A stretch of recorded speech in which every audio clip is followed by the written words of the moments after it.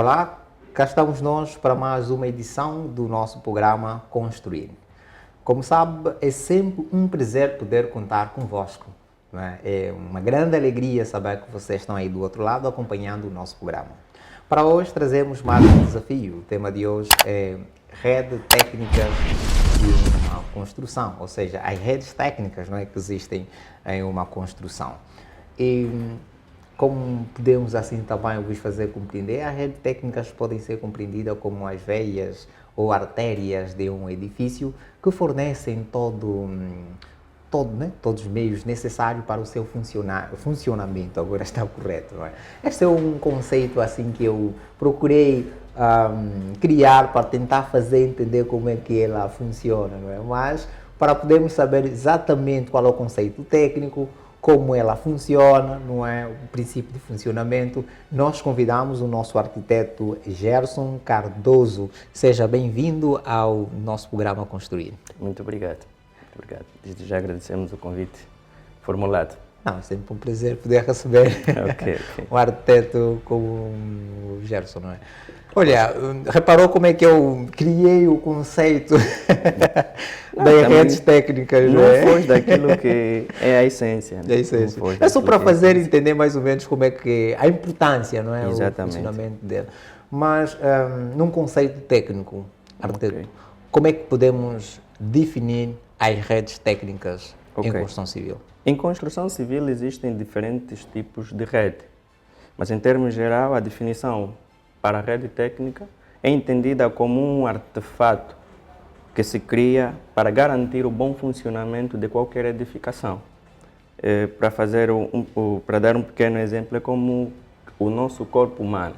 O nosso corpo humano é dotado de órgãos, sistemas, que se assemelha muito àquilo que é a construção civil. Pois, nesse processo daquilo que é as implementações das redes técnicas, existem diversas. Então, estamos aqui para dar essa explicação de cada uma que será abordada aqui. E de que forma é que elas influenciam no planejamento de um projeto de construção civil? Pois, elas têm uma grande influência a nível do projeto de construção civil, pois é um dos pilares para que se tenha uma edificação como tal. Muito bem. Não obstante de terem as alvenarias construídas, os painéis, tanto em vidro como em gesso cartonado, aplicado e bem aplicado, se as redes técnicas estiverem em disfuncionamento ou não estiverem operacionais, vamos assim afirmar que aquele edifício não é totalmente viável. Não responde àquilo que são Exatamente, não responde àquilo que são as demandas, pois o bom funcionamento ou a autossustentabilidade do edifício fica assim comprometido. E quais são os tipos de redes técnicas que existem? Quando estamos a falar de rede técnica, estamos a falar exatamente de quê? Pois, falar de redes técnicas é exatamente falar daquilo que são as suas componentes. Quais são essas componentes? E essas componentes, ou a rede técnica é subdividida por áreas. Na questão hidráulica existem redes de esgoto e a rede de abastecimento de água. E na questão de sistemas de informação existem as redes LAM, as redes de Cisco e outras. Na questão do sistema de drenagem, Sim. já falamos aqui, passa aqui a redundância, é a rede, vamos assim dizer, a rede mais melindrosa, né? Que o seu tratamento deve ser mais adequado possível, porque são redes essas que geram movimentação de fluidos, líquidos, né? A nível da construção. E entende-se que o maior inimigo da construção, vamos assim dizer, é a presença ou a exposição constante à água. Então, essa é a necessidade, deve-se prestar muita atenção naquilo que é a rede de esgoto ou de abastecimento de água. E quanto ao seu dimensionamento, requer também um certo cuidado, como estavas a dizer. Então, há necessidade de seguir algumas normas quando pensamos em implementar as redes técnicas. Pois. Em Angola, em particular, ou no geral, quais são as regras, ou seja, quais são as normas, não é, que os arquitetos e engenheiros têm se baseado para poder, então, implementarem as redes técnicas? Exatamente. Existem várias bibliografias que a gente faz recurso naquilo que é a apresentação de um projeto ligado a essa vertente E nós podemos fazer aqui menção de algumas bibliografias como o Neofert, fizemos recurso também ao Regeu, documento esse que rege aquilo que é a aplicabilidade deste tipo de rede em qualquer edifício. E também, para se fazer o dimensionamento, há que se fazer um estudo preliminar, saber quem serão os ocupantes deste edifício, quantos em número serão, quais são as suas necessidades em termos de abastecimento de água. Então, sabendo esse estudo ou tendo a noção, podemos assim definir o volume per capita de água por cada morador e multiplicar pelo número existente de moradores. Vamos assim ter uma noção daquilo que é realmente o volume de água que uma edificação poderá necessitar. Das normas mencionadas, tem alguma norma angolana? Pronto, a título de abono da verdade, no caso, ainda não temos uma norma exatamente angolana. Mas devíamos ter, não é? Pois. Eu penso que as pessoas de direito estão a pensar já muito nisso, pois que é um tema que já vem a se debater faz algum tempo. Então, de relembrar que ainda usamos as normas do sistema europeu, como os eurocódigos e outras regras mais. Usando uma norma europeia para ser implementado no nosso território, com as nossas realidades, tem enfrentado alguma dificuldade? Ou seja, quando vão projetar na realidade, alguns não vão de acordo às nossas próprias características? Há necessidade de fazer algumas adaptações? Pois, pelo que nós temos visto a nível da execução das diversas redes, há sim uma adaptação a se fazer em função da nossa realidade, pois cada caso é um caso. O que é comum é que os dejetos produzidos nas residências vão para os coletores gerais, segundo a regra. Mas na nossa realidade não temos essa disposição de coletores gerais. Por esse motivo, as residências, né, são dotadas por um sistema de acúmulo que é denominado fossa séptica, onde os dejetos são canalizados. O correto no caso, era os dejetos saírem das residências, passarem para um coletor geral, esse coletor geral levar até ao sistema de tratamento, que são as ETARs, ou as ETA, sistema de tratamento de águas, tanto residuais como domésticas, como pluviais, de modos a devolver à natureza esses mesmos fluidos, a não agredir o meio ambiente. Ou seja, partindo desse percurso até chegar às ETARs, né, ali ele recebe um tratamento específico para que quando o fluido é devolvido à natureza não venha agredir o meio ambiente. Exatamente. É uma das preocupações. Pois, e os nossos colegas engenheiros ambientais têm se debatido muito com essa questão. Por isso é que agora qualquer edificação, antes de ser erguida, é fundamental que ao redor se faça o estudo de impacto ambiental. Exatamente. Como estamos a falar mesmo da insuficiência de um ou outro elemento que faz com que tenhamos sucesso naquilo que é a implementação das normas, não é, do funcionamento do próprio projeto, eu vou questionar o seguinte: arquiteto, quanto aos desafios na instalação das redes técnicas, quais são os que têm enfrentado? Pois embora já mencionou um, não é? Pois. Na realidade, os desafios são vários a serem enfrentados, mas a nível da arquitetura e engenharia nós temos dado soluções viáveis para este mesmo problema ou para este mesmo desafio. Um dos desafios na implementação das redes técnicas é garantir que todas elas funcionam segundo o tempo de vida útil do edifício. Esse é um dos grandes desafios. Pois, se isso não for atingido, poderá resultar em malícias, se assim passa o termo, para o mesmo edifício. São as patologias. Exatamente. Só para contextualizar, hoje por hoje, ao caminhar pelas artérias da cidade, nós verificamos que há prédios que apresentam uma mancha verde, apresentam, vamos assim dizer, está a brotar flores, né? ou vegetação. Não é que aquilo foi premeditado, mas as redes técnicas, por não passarem por um processo de manutenção periódica, vão emitindo sinais.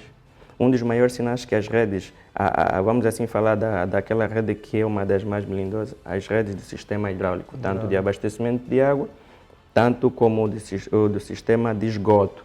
Eles vão manchando, vai deixar umidade, e o contacto daquela umidade com a parede pode gerar várias patologias, como destacamento de superfície, umedecimento, fungos, xoxos, esbabaçados, esverdeamento, até esflorescência. E os edifícios nos apresentam sinais. E quando a gente ignora esses sinais, vamos assim dizer que ele entendeu que somos ignorantes. E ele gera uma explosão, se assim podemos dizer, que acaba sendo mais custosa em relação a uma manutenção periódica. Preventiva. Como disse muito bem e mencionou sobre as redes hidráulicas, se tiver que mostrar a diferença entre a rede hidráulica e as redes elétricas de um projeto de construção civil, como é que podemos desmistificar? Ok, podemos desmistificar da seguinte forma. A rede hidráulica é composta por dois elementos: sistema de abastecimento de água e sistema de escoamento, vulgo sistema de esgoto ou drenagem.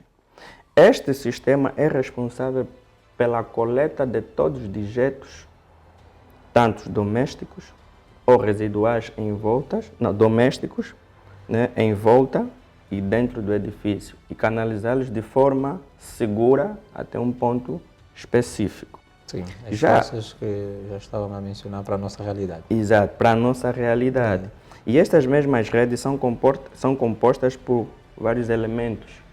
É por isso é uma rede. A rede é o conjunto de vários elementos que a compõem. Quais são esses elementos? Pronto, falando do sistema de rede a nível do plano urbano, que estamos a falar do macro, né, é composta por tubagens, sarjetas, bacias de retenção, entre outros elementos. Já falar do sistema de esgoto micro, estamos a falar de uma residência, não foge à regra, mas só que em escala menor. Em escala menor nós vamos ter tubagem com diâmetros especificados segundo a tipologia do projeto. Vamos ter caixas de visita ou caixas de passagem, tubos de ventilação, vamos ter também ralos sinfonados ou caixas sinfonadas. Muito bom. Por que é fundamental ter esses elementos todos? Hoje por hoje nós verificamos que, por mais que as instalações sanitárias de algumas casas estejam limpas, mas elas produzem um mau cheiro. Isso por conta de quê? Por conta da má aplicação desses elementos. É fundamental que todas as instalações sanitárias devem ter caixas sinfonadas. Caixas sinfonadas que permitem ou que barram o retorno dos gases produzidos naquilo que é a fossa séptica. Essas tampas sinfonadas, exatamente. Em termos menos técnicos, estamos a falar exatamente de quê? Nós estamos a falar de caixas preparadas com curvas e contracurvas. Ou seja, naquela curva e contracurva é um ponto onde a água é estabilizada, que não permite o retorno dos cheiros, só permite a fluidez dos elementos que vêm por gravidade. Ou seja, por inércia, no caso.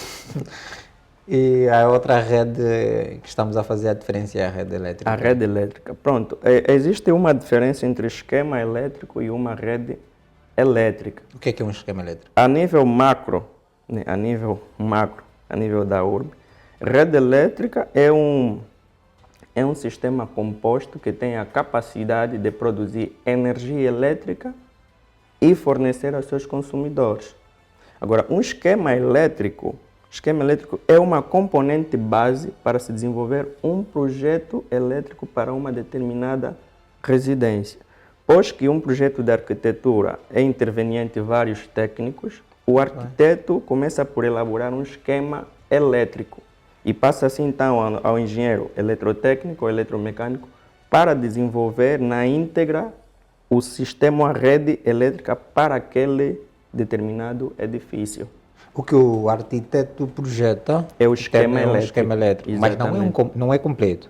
Não. Há necessidade de ter uma apreciação, um melhoramento por parte do engenheiro elétrico, é isto? Exatamente, pois partindo do princípio que o arquiteto faz pré-dimensionamento, mas não faz dimensionamento. Sim. Nós, ao fazer um pré-dimensionamento, é como se estivéssemos a fazer um esquema. Então, o projeto deverá andar nesses moldes e entregamos ao engenheiro eletrotécnico ou engenheiro civil para dar seguimento aplicando as regras e as técnicas que vão garantir o bom funcionamento deste mesmo edifício. Pois. Muito bem. E em termos, perdão, das AVAC, Okay. Como é que podemos, nesse caso, compreender? Qual é o efeito da integração das redes técnicas com o sistema do edifício, né? Nesse caso, com a AVAC estamos a falar de ventilação, não é? Ou seja, aquecimento, ventilação e ar-condicionado. Pois. De um tempo para cá têm surgido edifícios de grande porte. Muito bem. E só os ar-condicionados em si já não têm aquela capacidade tanta para atender a demanda. Pois. O correto a se fazer é projetar edifícios de caráter autossustentáveis. Edifícios esses que, mesmo sem fazer recurso a essas redes, eles funcionam facilmente. Mas essa não é a realidade que temos visto hoje. O sistema de AVAC, que é aquecimento, ventilação e ar-condicionado, vem agregar valores naquilo que são as grandes edificações hoje. E este mesmo sistema é acoplado diretamente ao sistema hidráulico e ao sistema elétrico. Hoje, muitas redes de AVAC trabalham com sistemas Chile ou fan coil, que são sistemas de arrefecimento por minúsculas partículas de água. Devem ser ligados ao sistema tanto hidráulico, bem como o sistema elétrico. Exatamente. E a aplicação desse sistema, pronto, vamos assim dizer que é um pouco custoso, sim, dada a qualidade do material que é utilizado e também dada a imponência dos motores em função daquilo que é a grandiosidade do edifício. Portanto, é uma rede que cá no país está-se a usar com bastante frequência, mas que de certa forma não é uma rede que vem resolver todos os problemas de um edifício para se manter refrigerado. Exato. O correto seria permitir a entrada e a saída de ar natural. Conforme o nosso país, nós praticamos uma arquitetura, ou devemos praticar uma arquitetura do tipo tropical. Temos praticado esse tipo de arquitetura?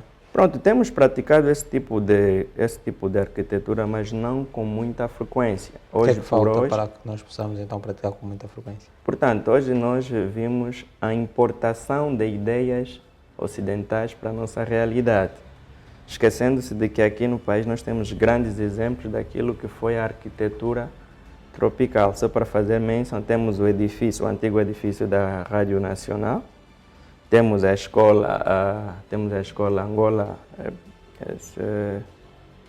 acho que é Anangola no caso, Anangola aí, para quem dê esse sentido aqui na X, são grandes exemplos daquilo que é arquitetura tropical. Hoje por hoje estamos a verificar que está-se a fazer arquitetura muito à base de vidros, painéis enormes, e a aplicação desses elementos que não está errado, vai garantir que deve se aplicar outros elementos para darem suporte a esse tipo de edifício. Porque nós, antes era comum nós verificar as casas lá no bairro com blocos vazados, né? Blocos de respiração. Para permitir o fluxo de ar, né? Por que se fazia isso? Hoje achamos feio, mas tecnicamente aquilo é funcional, porque ele garante a troca, né? A troca do volume per capita de ar e a renovação do ar no interior da mesma. Então hoje fizemos recurso às redes de AVAC, né? Que colocam ar frio, né? Manobram o ar e retiram o ar utilizado do interior do edifício. É muito a favor desse sistema, não é? Bem, eu não digo que sou 100% a favor, senão estaria a mentir. É funcional. Sim. Mas eu ainda acho que o ar natural é melhor. Pois. Muito bem, como estamos a falar mesmo dos equipamentos, gostaria de saber parte do arquiteto. Quais são os principais materiais utilizados na construção das redes técnicas? Pronto, na condição das redes técnicas, usam-se diversos tipos de materiais. Falando propriamente da rede de esgoto, o comum hoje por hoje a se utilizar são os materiais do tipo PPR. Noutra hora utilizava-se muito o material PVC, hoje está-se a utilizar mais o material PPR, por conta do nível de durabilidade que o mesmo apresenta. Em relação ao PVC? Exatamente. São tubos que comumente a gente vê de cor verde. Sim. Então são esses denominados tubos PR. No caso da canalização, tanto de água fria como de água quente, esse é o tubo que garante mais segurança. No caso das redes de, vamos assim dizer, de esgoto, que também é componente, né? Tudo faz parte da rede hidráulica, está-se a utilizar mais o tubo PVC. E a componente elétrica? Portanto, a componente elétrica, o comum agora é utilizar mais os filamentos ou os cabos à base de polietileno e cobre, né, que garante uma melhor condutibilidade. Exatamente, da continuidade elétrica. Então, são esses elementos que têm se utilizado agora. Porque também tem tanto a nível de inovação, sim, tanto a nível de execução, todas as áreas apresentam novos desafios, né? Novos desafios, mesmo naquilo que é a projeção de uma rede de eletricidade, né? Porque numa determinada residência é fundamental que se faça roços, faça roços e faça o passamento das tubulações, os caniços tanto anelares ou lisos, depois fecha-se. Mas no Japão, só para descontextualizar aqui um pouco, no Japão está-se a utilizar uma tecnologia chamada tecnologia da realidade avançada. De que forma é que é usada essa tecnologia? No caso das manutenções periódicas, né, coloca-se um óculos específico e nós, ao projetar a nossa face para a parede, já conseguimos visualizar onde passou exatamente. Mas esse mesmo material ainda não temos cá no país, mas o revestimento do condutor tem alguns pigmentos que resultam naquilo que é a visão ultravioleta que a lente apresenta. Ou seja, nós olhar para uma parede, tendo aquele material embutido lá, né, a lente vai nos dizer que nessa direção passou um condutor dessa dimensão. E consegue-se ver o estado técnico deste mesmo condutor?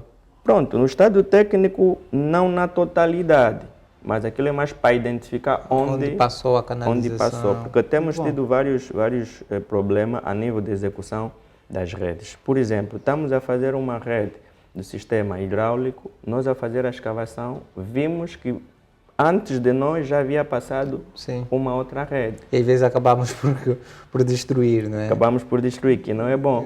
O correto seria deixar alguns avisos, 5 ou 20 centímetros. Há uma 20 centímetros.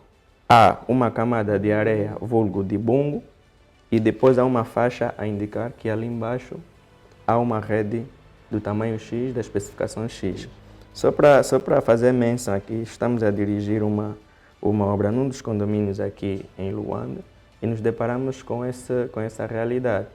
Fomos obrigados a desviar o curso da nossa rede por conta de uma rede que estava lá e que não foi identificada, ou seja, não colocaram alguma identificação. Esse também é um dos desafios. Isto acaba, até certo ponto, impactar o tempo, não é, de entrega do próprio projeto, da própria obra, porque vão calcular um time em função daquilo que vai se fazer. Se é para fazer o rosto dessa direção, depois vão identificar que há necessidade de fazer um desvio, leva tempo. Exatamente, é aí onde entra também os custos indiretos. Porque nós calculamos os custos diretos de uma determinada empreitada, mas ao decorrer, se a gente vai encontrar alguma dificuldade, gera outros custos. Ou seja, em construção civil, a primeira lição que se aprende na tecnologia de construção civil, lembro muito bem, no primeiro parágrafo vem dizer o seguinte: um dia perdido na obra é muito. Está lá escrito assim, um dia perdido é muito, porque neste dia a equipe é multidisciplinar, desde engenheiros, arquitetos, mestres de obras, fiscais de obras. Quer dizer, um dia parado é um dia não produzido, que gera custos, tanto custos diretos como custos indiretos. Pois. Então, o que de certa forma vem nos consolar é o uso da tecnologia BIM. Acabaste de tocar na questão que eu estava para lhe colocar, né? De forma que a tecnologia BIM então tem ajudado naquilo que é o planejamento, a implementação das redes técnicas, de forma que tem ajudado. Tecnologia BIM em inglês, no caso mais em português, podemos identificar ou dizer que é informação do modelo construído. Exatamente isso. O uso da tecnologia BIM vem facilitando e fazer com que se evita o retrabalho.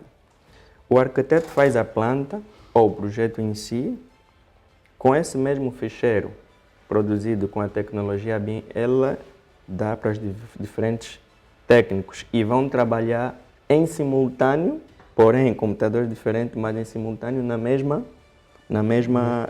mesmo projeto, onde não vai haver aquilo que é o cruzamento de redes. Por cima da rede de esgoto, traçar a rede de abastecimento de água, ou passar o filamento daquilo que são os condutores elétricos. Então a tecnologia BIM vem compilando muitas informações para que, se no terreno, utiliza-se com maior dificuldade, ou com menor dificuldade no caso, e com mais tempo de execução, ou tempos mais rápidos de execução. Muito bem. Agora me recuar um pouco quando discutíamos a ideia da manutenção, né? Que acabamos por observar, né? Deixar bem claro que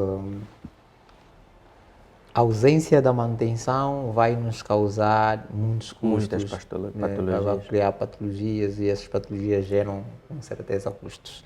Né?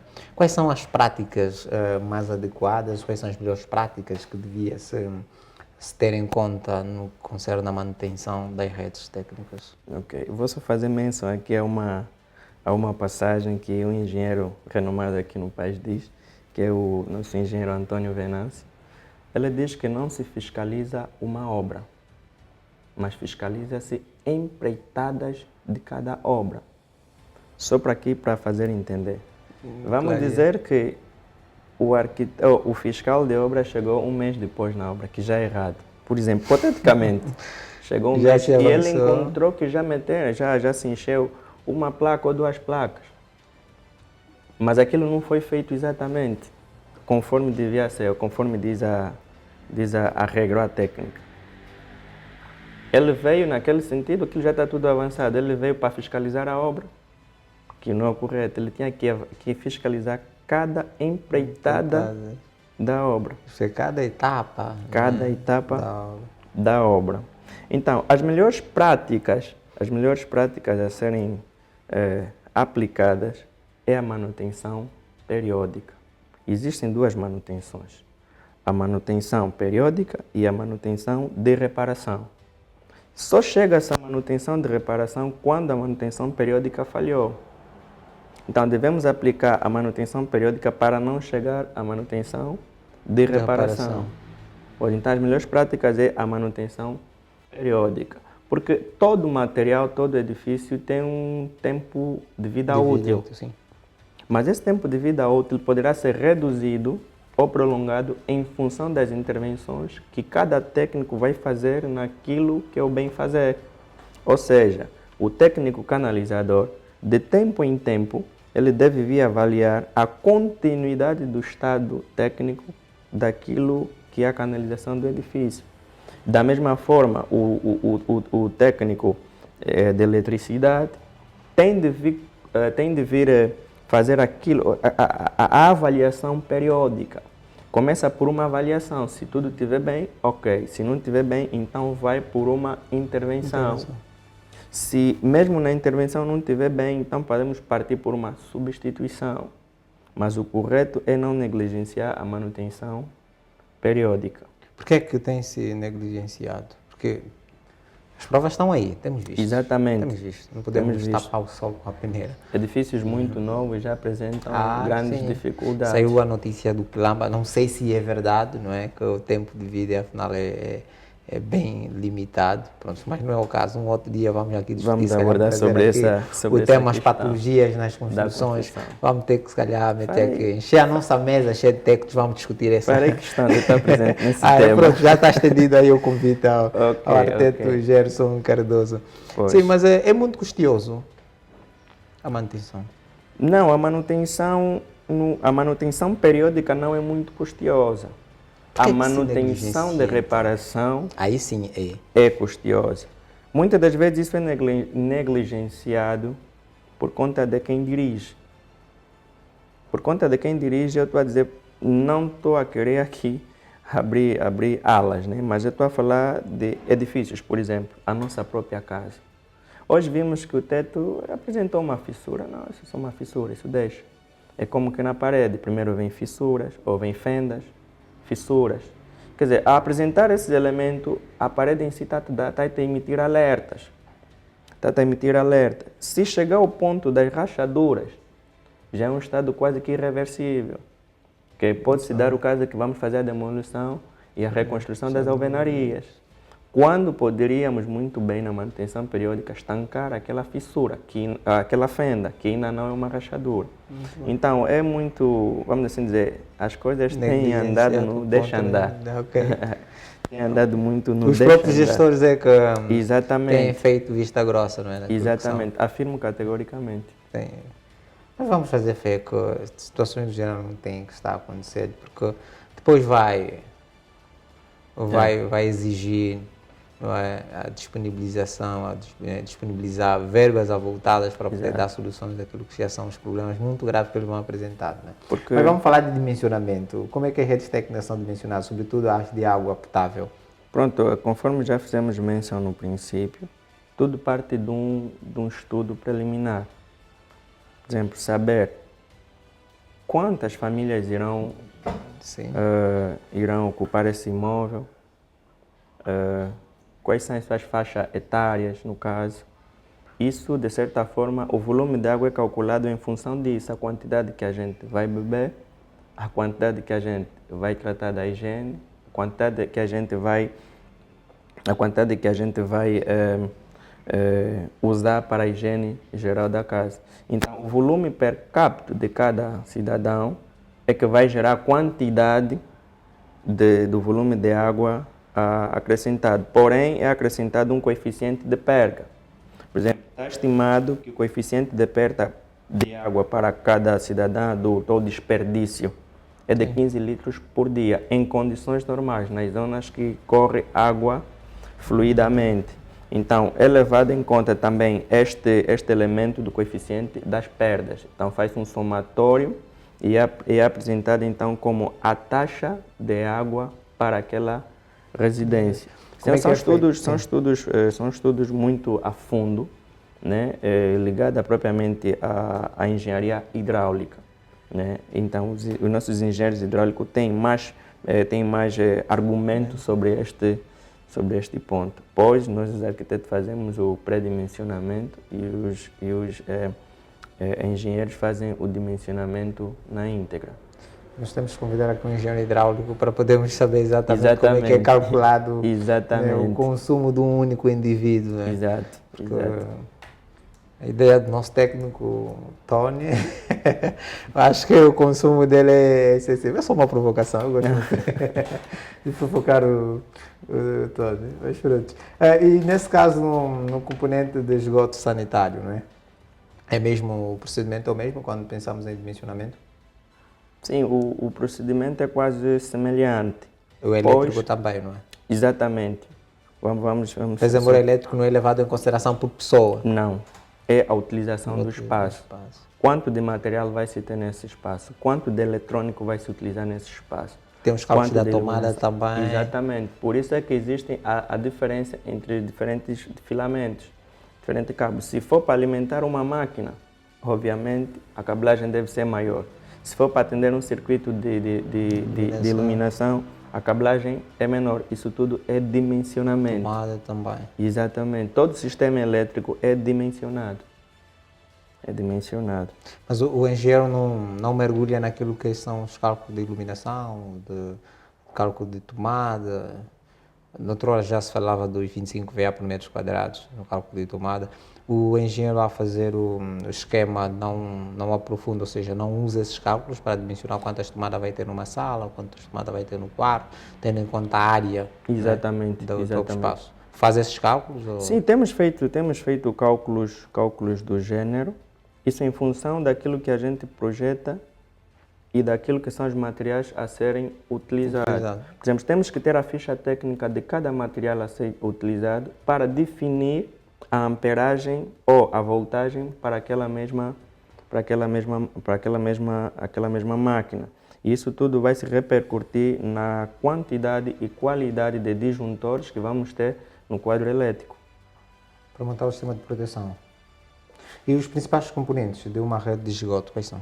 Pronto, os principais elementos de uma rede de esgoto... mencionar também? Sim, uma rede de esgoto é composta por tubagens, no caso, ou ramais prediais, caixas sinfonadas e não sinfonadas, caixas de visita, tubos de ventilação e sarjetas, no caso, até chegar às etares, ou na nossa realidade, até as fossas céticas. Mas há alguns pontos a nível de Luanda que sim, já... que na verdade existem. Na verdade existe, sim.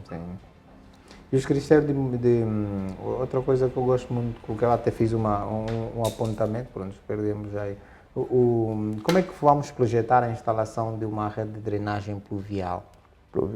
A nível em urbano. Áreas urbanas, sim. Exatamente. Há que se levar em conta, primeiro, a topografia do terreno. A topografia do terreno, estamos a falar o nível de rebaixamento e altimetria ou o nível de inclinação de uma área na urbe, ou seja, uma área urbana. Então, logo a gente perceber que a inclinação tende para um determinado ponto, então ali deve ser o nosso ponto de escoamento daquilo que são as águas pluviais. Porque a rede de drenagem pluvial tem como garantia fazer a recolha de todas as águas produzidas, tanto pluviais como domésticas, e encaminhá-las de forma segura para uma central de tratamento, antes de devolver tanto para os rios ou para o mar. Então, é feito pensando nesse ponto. A quantidade de habitantes naquela cidade, a quantidade de imóveis naquele caso, a quantidade demográfica da cidade, das pessoas que vão viver naquele determinado ponto. Então, é um estudo também compilado, é um estudo de certa forma exaustivo, que projetar uma cidade é muito diferente de projetar uma centralidade e é muito diferente de projetar um condomínio ou um bairro. Então, há necessidade e tanta de se fazerem vários estudos. Mas o ponto é, primeiro, conhecer a topografia do terreno. É fundamental. Antes do arquiteto intervir, vai lá o nosso colega, o topógrafo, faz o levantamento todo. Porque eu costumo dizer, não se faz um projeto sozinho. O projeto é componente de vários estudos, tanto peças escritas como peças desenhadas. Então, nessas peças desenhadas e escritas envolvem vários saberes. Então, há necessidade de chamar ali o nosso topógrafo, há necessidade de chamar o nosso arquiteto, o nosso engenheiro. Depois de ter essas informações, então, é que vamos compilar aquilo que vai ser o plano estratégico ou plano diretor, né? Sabendo, assim, as inclinações possíveis. Por exemplo, sabemos que na via pública, a nível das estradas que circulam carros em dois sentidos, é fundamental que de 30 em 30 metros tenha uma boca de lobo, uma sarjeta no meio, uma ligeira inclinação de até 1% para determinado lado. Por isso é que as estradas não se constroem de forma linear, elas têm uma ligeira pendente para dar em direção às bocas de lobo. Bocas de lobo são aquelas que recebem todos os fluidos que passam acima da linha de tráfego. Exato. Pois, embora sabemos que não chove todo o tempo. Mas costumamos, todos os dias do ano. Exatamente. Mas costumamos a ver que, por mais que não chove, há bairros de artérias que estão sempre úmidas ou molhadas. Por exemplo, o Quilamba em si, em parte, no caso, apresenta muito nível de umidade a nível das ruas, que isso é um mal muito grande para as edificações que lá existem. Qual é a causa? Quais são as causas dessa umidade? Por exemplo, muitas das vezes é o mau dimensionamento daquilo que são as tubagens. tanto as tubagens de abastecimento como as tubagens de escoamento. Quando se verifica que uma tubagem está a jorrar a partir da tampa, quer dizer que há uma obstrução. Sim. Há uma obstrução. Essa obstrução pode ser dada por conta da insuficiência de canalizar os dejetos ou os fluidos naquele mesmo ramal. Estamos a falar, se calhar, a tubagem é menor O diâmetro. O diâmetro é menor em relação à demanda. Exatamente. Por isso é que vemos... Esse é erro já de projeção. Pode ser erro de projeção, como ou erro crescimento da execução. Da execução também. Sim, ao se projetar... Sim, desculpa interromper. Posso dar o caso também. O aparecimento de zona de ampliação da própria zona residencial. Exato. Tem sido também um dos motivos que acabam por transformando, ou seja, fazendo com que o sistema de escoamento seja insuficiente, porque foi projetado para um número exato de residência, com o aparecimento de residências, não é? Ao redor, vai aumentando também. Então há necessidade de compensar isto, tendo também a realidade da própria população. O crescimento demográfico, muitas das vezes, também é responsável pela obstrução daquilo que são as redes técnicas. Tanto a nível de eletricidade, tanto a nível de abastecimento de água, tanto a nível de escoamento ou redes de esgoto. Porque ao se projetar, leva-se em conta um determinado número de habitantes e acrescenta-se o coeficiente de crescimento. Mas só que verifica-se que o crescimento algumas vezes é absurdo. Já aquilo não muito acelerado. Exatamente, não consegue atender aquela demanda. Exato. É por isso que hoje verificamos que casas que não eram só terraços, agora em cima cresceu mais uma residência, né? Uma casa. Então, em termos também de sustentabilidade, porque os edifícios são calculados tanto no seu estado limite último, no seu estado limite de serviço. Então, ao ignorar essas coisas, nós temos vários problemas a nível de estrutura e várias patologias a nível das redes. Então, há necessidade de se ver essa situação. Mas eu cortei o raciocínio, não sei se consegue recuperar, quando estávamos a falar ainda do esgoto sanitário, não é? Pois. Eu ia dizendo... Nas estradas, exatamente, temos os elementos, né, que garantem a continuidade dos fluidos, né? Temos as sarjetas, as bocas de lobo, tem outros elementos também ligados ao sistema de segurança, né, contra incêndio. Temos as bocas de incêndio. Essas funcionam mesmo? Pronto, algumas funcionam, algumas funcionam, mas vamos fazer fé que boa parte delas devem mesmo funcionar, porque elas são responsáveis para situações imediatas. Situações essas que nós não gostaríamos de ter com maior frequência, que são os incêndios. Pronto, voltando um pouco naquilo que falávamos diretamente das redes técnicas. Quando a gente vê que os fluidos estão a saltar pela tampa, é que há uma obstrução. Só essa obstrução porque provavelmente na tubagem, no ramal ou na conduta, tem elementos não apropriados para circular ali. Sim. É ali onde entra a manutenção periódica. De tempo em tempo, é fundamental que os técnicos da Câmara Municipal, né, os técnicos que cuidam da administração, exato, façam a vistoria. É com a vistoria que se vai determinar se vamos fazer uma manutenção, uma substituição ou uma intervenção menor ou maior. Muito bom. Aceitaria o desafio para dimensionar Luanda? Em parte, costuma-se a dizer o seguinte: Deus fez o mundo, Deus é arquitetos para organizar. Então é um desafio e tanto. Esse argumento. Deus fez o mundo e deu a responsabilidade aos arquitetos para poder organizar. Não é que ele fez desorganizadamente. Não, eu compreendo. Exatamente. Então, mas também algumas coisas precisam ser mesmo remodeladas, atendendo também às tendências, né? Exatamente. A dinâmica, exatamente. A modernização em si. A descentralização de alguns poderes locais. Porque a centralização de poderes ou de serviços geram fluidez em massa naquela direção. Por isso é que diz, não conseguia aparecer porque tinha muito engarrafamento. Tudo tende para a cidade. Então é desmistificar e só desagregar, desfragmentar para... Dimensionar Luanda é um desafio e tanto. Abraçarias? Sem problema algum. Já tinha um projeto a ser desenhado para a cidade de Luanda, da forma que aceitaste numa boa, parece até que já tem algo aí na gaveta. Pronto, os bons projetos não devem ficar na gaveta. Exatamente, exatamente. Me lembro muito bem na altura quando eu estava a concluir acho que o terceiro ano da universidade, já sim. tínhamos uma elite de colegas com pensamentos muito avançados, onde eu fazia parte também desta mesma elite. E nós começamos por planejar uma ação estratégica de intervenção a nível da cidade de Luanda.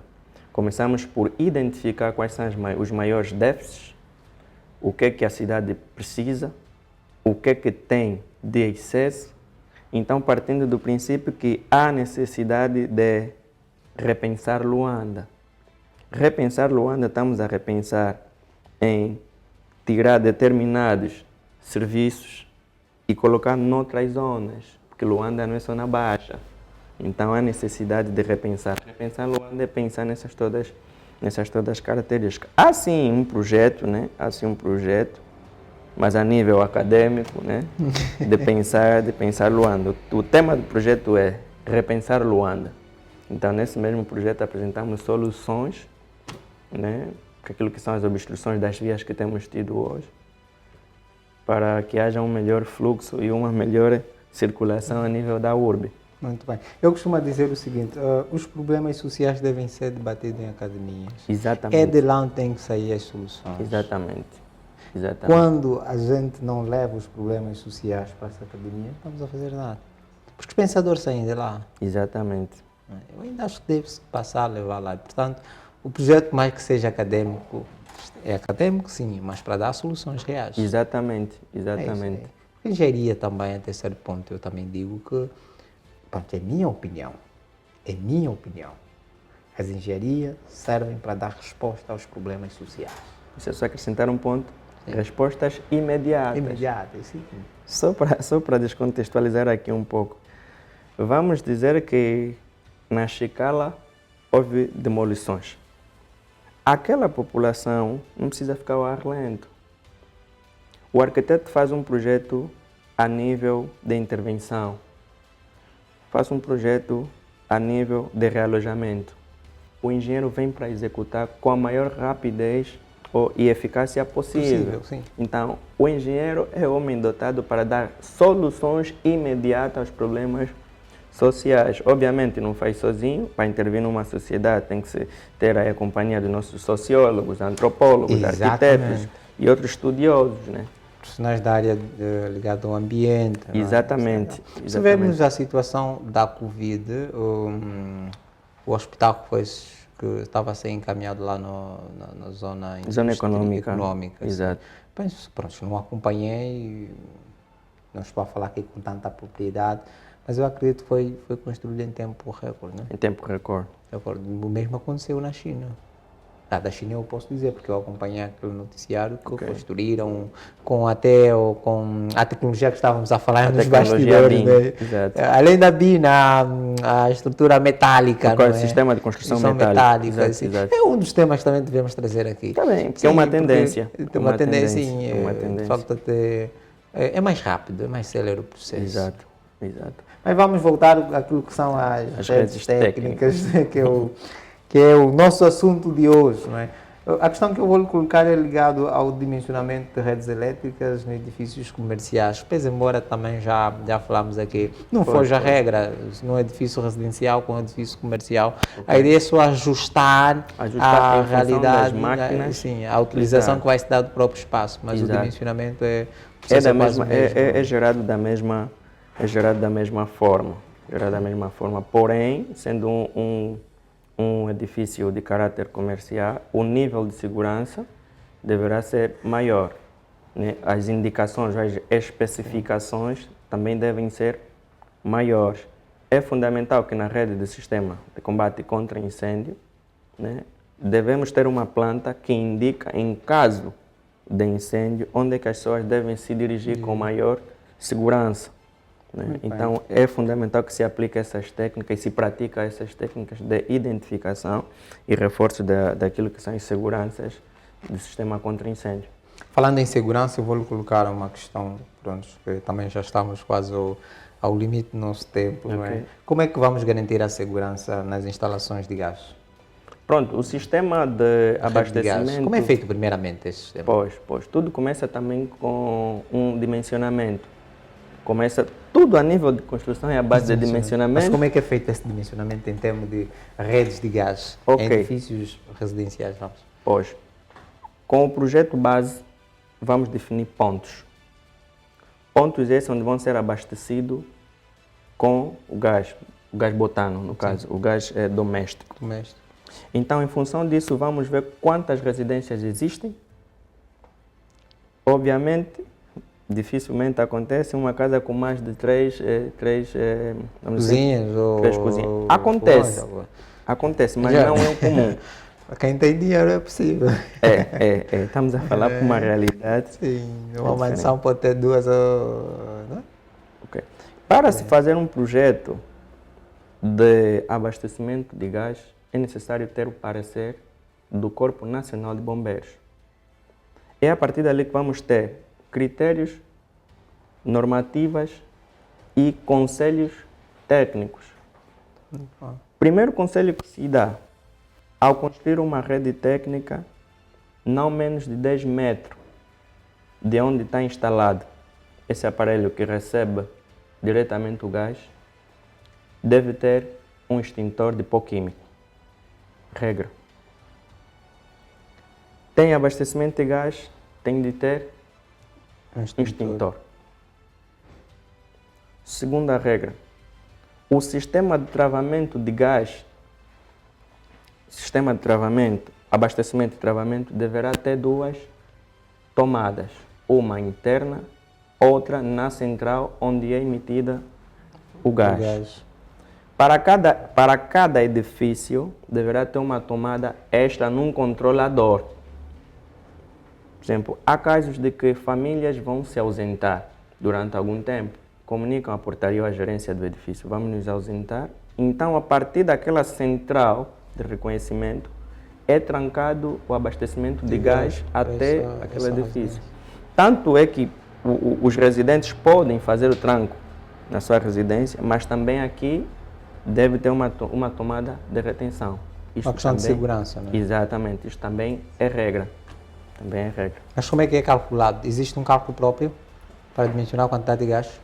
Sim, existem tabelas que indicam os cálculos a serem aplicados. Em que se baseia em número de pessoas? Sim, baseiam-se por tamanho da residência, né?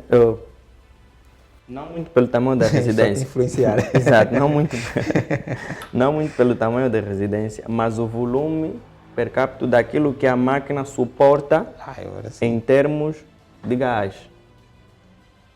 Todos os aparelhos a serem utilizados que têm a recepção de gás devem ser inspecionados e devemos ter a ficha técnica dos mesmos. Se o teu aparelho tem a capacidade de, por segundo, receber até 2 kg de gás, então deverá ser dado 2 kg mais o coeficiente de perca. Hipoteticamente falando, né? Mais o coeficiente. Em todo tipo de rede existem percas. Mesmo nas redes elétricas existe a corrente de fuga. Perdas por efeito de Joule. Exato. Transporte. Exato. Então, é nestes moldes que se faz o dimensionamento. É nesses moldes. Muito bom. Arquiteto Gerson Cardoso. A outra até chamei de engenheiro, mas pronto, é a força do hábito. Passou. Arquiteto Gerson Cardoso, agora sim está correto. Eu devo agradecer pela sua presença. Infelizmente, nós estamos mesmo no limite do nosso tempo, sabe? Eu amo falar de construção e você às vezes perde no tempo, mas temos que cumprir, não é? Exatamente. Em função também dos outros compromissos e o nosso programa tem um limite de tempo, muitas vezes, passamos, mas Para hoje, teremos mesmo que colocar um ponto, como temos dito, não um ponto final, mas um ponto de continuação, porque acreditamos que haverá oportunidade de voltarmos aqui para abordar temas relacionados mesmo à construção, quem sabe, né, redes técnicas, não é? Porque já lançámos o convite e mostrou disponibilidade em falar das patologias da construção. Da construção. Nós vamos então convidá-lo novamente, não é, para se juntar a nós quando tivermos a data marcada para esse tema. Mas para hoje eu devo agradecer pela sua disponibilidade, dizer que sinto muito feliz por ter partilhado esse momento contigo. Espero então voltar a tê-lo aqui nesse programa a construir, não é? Sucessos sucessivos e sucessivamente sem cessar em sua carreira. Muito obrigado, muito obrigado. Então estamos aqui sempre em aberto e disposto para dar aquilo que é o nosso saber, para engrandecer não só a quem nos ouve, mas também a quem nos acredita e nas competências dos trabalhos que temos desenvolvidos. Muito bem. Então, é deste modo que nós chegamos ao final do nosso programa. Primeiramente, quero agradecer por ter estado aí do outro lado a acompanhar o nosso programa. É desse modo que nós gostaríamos que acontecesse, não é? Estendo o convite para também voltar a acompanhar-nos na próxima edição. Portanto, até lá, subscreva o nosso canal do YouTube, segue as nossas páginas nas redes sociais, deixe o seu comentário, sugere, não é? O que achas que devíamos abordar aqui, não é? Eu estou muito feliz com a presença do nosso engenheiro, do nosso arquiteto e da sua preferência, a sua audiência. Portanto, me despeço com virtude de trabalho. Até a próxima edição. Estamos juntos.